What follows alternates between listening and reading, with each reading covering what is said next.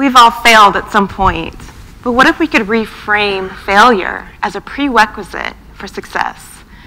Not just any failure, but public failure, like embarrassing, heart-wrenching public failure, like being on the stage in front of all of you and totally forgetting your TEDx speech.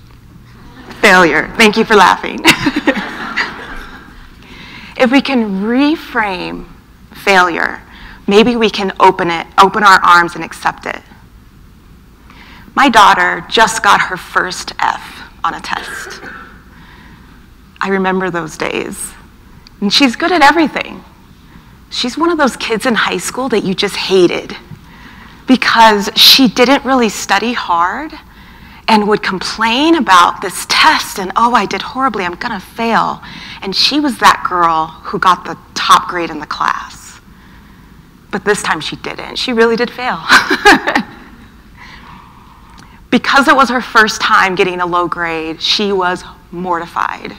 The tears, the I can't live, I don't know what to do, how am I gonna show my face in class? And then I had to remind her, this is a private failure. The kids in class don't know that you failed.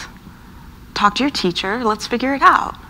So when I'm talking about failure, I'm really talking about those public failures, those things in front of hundreds of people.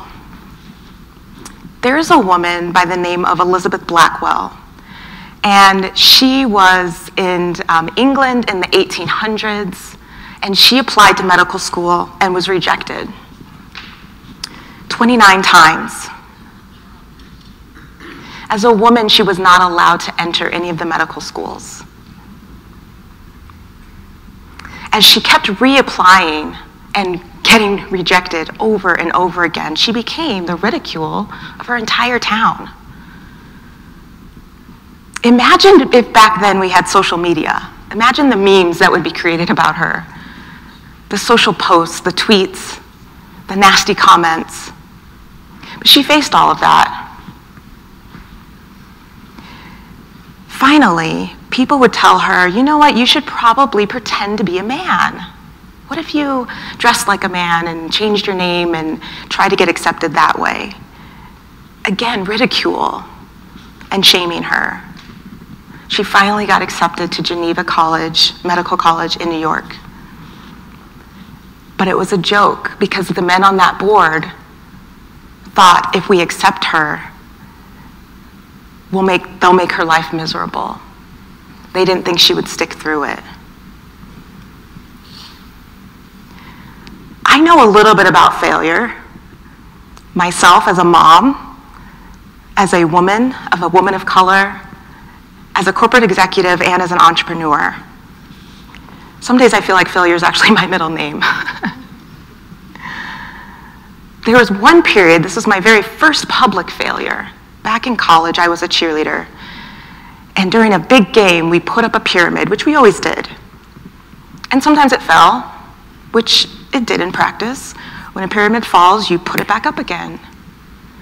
So as the pyramid started to wobble during this big game, in my mind, I thought, as soon as it comes down, we'll put it back up again. Then I woke up. I had hit my head, and I was out for 4 minutes. When I stood up, I knew who I was and kind of where I was, but everything was disoriented, and everyone started to cheer. Not one of those, oh, I'm glad she's okay cheers, but I'm glad we can get back to this game cheer. And as they helped me off, something incredible happened the next day. See, I was the only African-American cheerleader on the team, and one of the first ones in the entire school. So as I walked into classrooms and walked across campus, I was recognized as that girl, that black girl that fell, that held up the game. The incredible thing was, I had the haters, but I also found those people who would support me. Some rumors kind of started spreading later that week about the only reason I was even on the team and that they let me on is because they were forced to have diversity. These rumors were started by my teammates. They also started to talk about how I didn't even have the skills and the qualifications to be a cheerleader on their team. It was humiliating.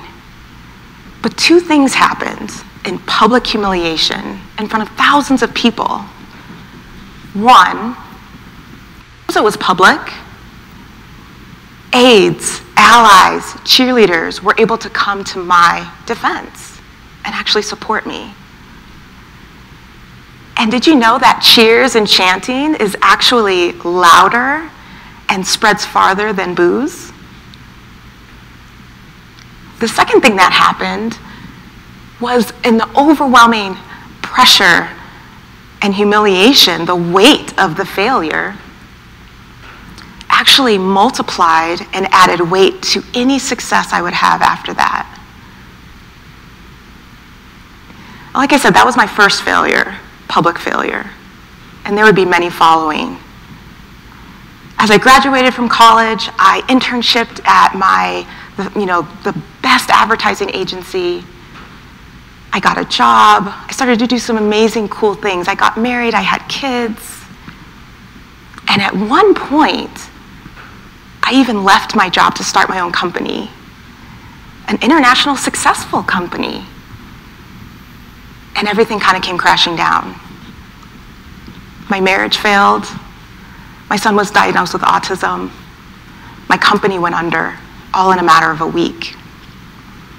And the women that I supported, other women entrepreneurs that were looking at me for advice on how do you raise kids and juggle entrepreneurship and do all of these things, hundreds of women looking at me for advice, and I had publicly failed them.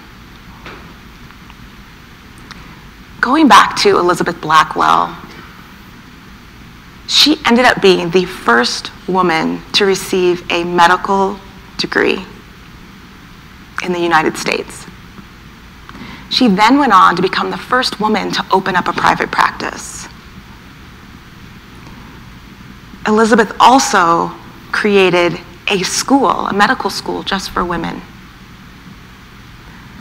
And then she pressed on, and because of her efforts, she was able to get legislature passed that women could actually attend medical school.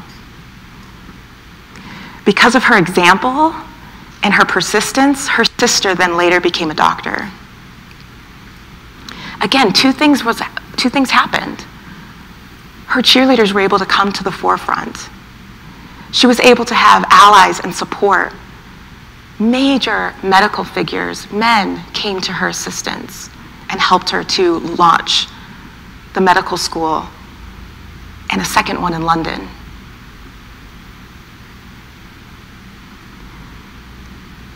The strength and the courage that she had came from this pressure and the humiliation that she felt within her community. Once Elizabeth was actually able to pass the legislature, there were only 25 women doctors in the country. And by the time she passed away, there were over 500 from her legacy. We've often heard that failure, F.A.I.L, F-A-I-L, is the first attempt in learning. So I want to encourage you to change the mindset and the frame of reference of failure. If it's the first attempt in learning, then why can't I say that unless you have failed or learned, you cannot succeed? Oftentimes I think about the notion of failure and the notion of falling down or stumbling or even making a blatant mistake in the public eye, and knowing that there are people out there that can relate to you. So not only the opportunity for cheerleaders to come to your aid and your assistance and support you, but it also allows you to become a cheerleader in return as you see other people making those blunders and those failures. Napoleon Hill has an amazing quote that says, "Most people who have achieved their greatest success was literally one step after their most amazing, great failure. Pressure makes diamonds. The pressure in failure makes great success. So again, success as a prerequisite is an amazing thought. In the game Monopoly, a card that you can draw that says, do not pass go, do not collect $200. What if it was the same for success? Without that public failure, do not pass go, do not collect success. I have a little secret to tell you. Every single one of you in this room has survived your most devastating defeat. And that is worth cheering for. Thank you.